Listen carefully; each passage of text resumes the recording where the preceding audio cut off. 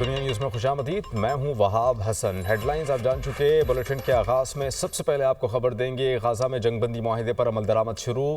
Hamas نے 3 اسرائیلی خواتین قیدیوں کو رہا کر دیا۔ اسرائیلی فوج نے تینوں خواتین کے اسرائیل پہنچنے کی تصدیق کر دی۔ بدلے میں اسرائیل فلسطینی قیدی رہا کرے گا۔ جنگ بندی پر غزہ، خان یونس اور مغربی کنارے کے علاقوں میں فلسطینیوں نے جشن منایا۔ غزہ میں کئی گھنٹے کی تاخیر کے بعد جنگ بندی کا عمل شروع۔ حماس نے 3 اسرائیلی خواتین قیدیوں کو رہا کر دیا۔ اسرائیلی فوج نے تینوں خواتین کے اسرائیل پہنچنے کی تصدیق کر دی۔ حماس نے اسرائیلی مغویوں کو انٹرنیشنل ریڈ کراس کے سپورٹ کر دیا۔ ریڈ کراس کی ٹیم حماس کی قید سے اسرائیلی مغویوں کو لینے کے لیے پہنچی۔ جنگ بندی معاہدے کے تحت اسرائیل بھی فلسطینی قیدی رہا کرے گا۔ اسرائیلی قید سے رہائی پانے والے فلسطینیوں کی فہرست میں 69 خواتین اور 21 بچے شامل۔ رہا کیے جانے والے فلسطینی قیدیوں کا تعلق مقبوضہ مغربی کنارے مشرقی یروشلم سے ہے۔ جنگ بندی پر عمل درآمد شروع ہوتے ہی غزہ میں خوشی کی لہر دوڑ گئی۔ فلسطینیوں کی بڑی تعداد گھروں سے باہر نکل آئی۔ فلسطینیوں نے گلیوں بازاروں میں جشن منایا۔ جنگ بندی معاہدے کا اعلان ہوتے ہی اسرائیلی فوج نے غزہ کے علاقوں سے انخلا شروع کر دیا ہے۔ میڈیا رپورٹس کے مطابق جنگ بندی کے بعد ہزاروں فلسطینی پولیس اہلکار غزہ کے مختلف علاقوں میں تعینات کر دیے گئے ہیں۔ امدادی سامان سے بھرے 200 ٹرک غزہ میں داخل ہو گئے۔ سامان اور ایندھن سے بھرے مزید سینکڑوں ٹرک رفح بارڈر پر موجود ہیں۔ معاہدے کے تحت جنگ بندی کے دوران روزانہ 600 امدادی ٹرک غزہ میں داخل ہو سکیں گے۔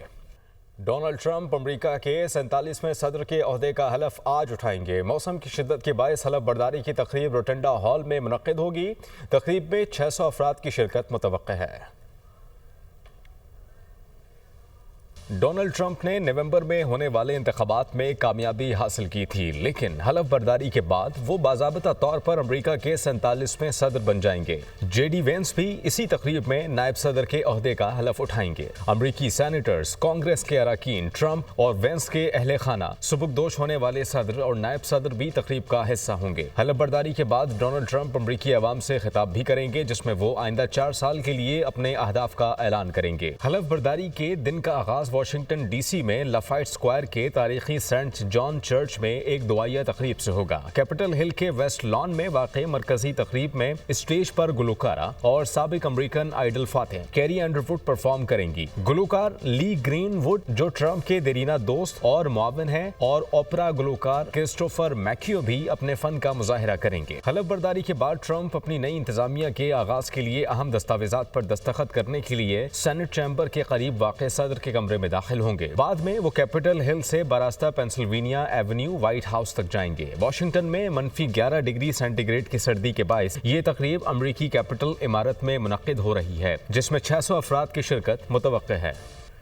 وزیر اعظم شہباز شریف اور صدر مسلم لیگ نون نواز شریف کی ملاقات ہوئی۔ وزیر اعظم شہباز شریف کہتے ہیں کہ معاشی حالات بہتر ہو گئے، حالات مثبت سمت کی طرف گامزن ہیں، جبکہ صدر مسلم لیگ نون نے کہا کہ ملک کے لیے سب کو اکٹھا ہو کر چلنا ہوگا، مذاکرات میں ملکی مفاد کو سامنے رکھا جائے۔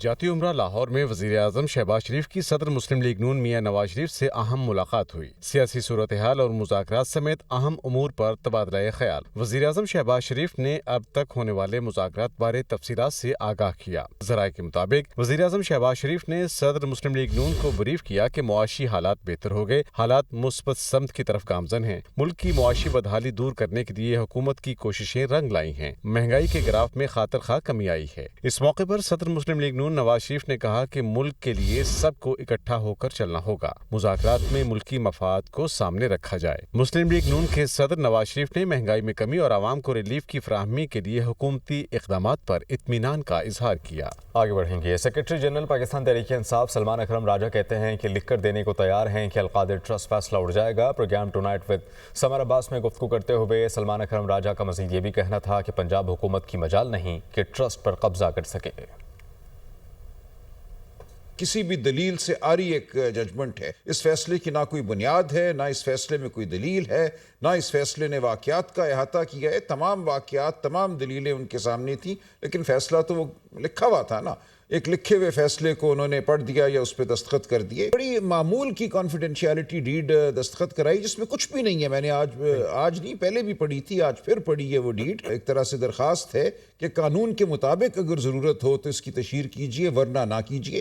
اس زمین کا کوئی تعلق اب نہیں بنتا، کچھ بھی نہیں تعلق دونوں کا، اور وہ مفاد عامہ کا ٹرسٹ ہے۔ जा ही नहीं पंजाब सकता। हुकूमत वो यूनिवर्सिटी तो अब चले पंजाब हुकूमत टेक ओवर कर रही है, मरियम नहीं साहब नहीं कह कोई रही है, नहीं, वहाँ हम पंजाब लैपटॉप्स हुकूमत की वगैरह मजाल देंगे, नहीं वहाँ पे है, हम बिल्कुल लैपटॉप्स नहीं वगैरह कर देंगे बच्चों सकती। को।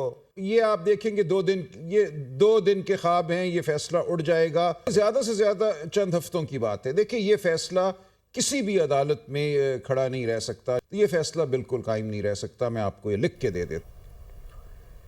अमीर जमात इस्लामिया हाफिज नईम उर रहमान कहते हैं कि हुक्मरानों को अपनी पॉलिसी तब्दील करना होगी और बलोचों को हुकूक देना होंगे। बलूचिस्तान में बहुत सारे ख़जाने मौजूद हैं, हम आइन और कानून की बालदस्ती चाहते हैं, सबको इस पर अमल करना होगा। तमाम इदारों और शहरियों के लिए आइन में हुदूद मौजूद हैं, मुल्क की तरक्की के लिए सबको कानून के मुताबिक चलना होगा। कराची में बलूचिस्तान के मसाइल के हवाले से सेमिनार से खिताब कर रहे थे।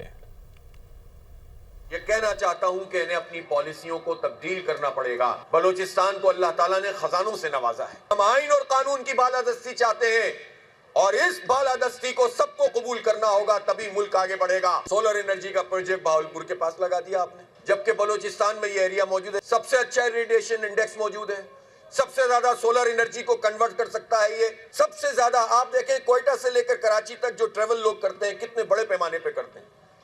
इस सड़क पर हर साल में तकरीबन 8,000 लोग फौत हो जाते हैं। जितना बलूचिस्तान डेवलप होगा उतने ही पाकिस्तान के लिए ये मुफीद साबित होगा।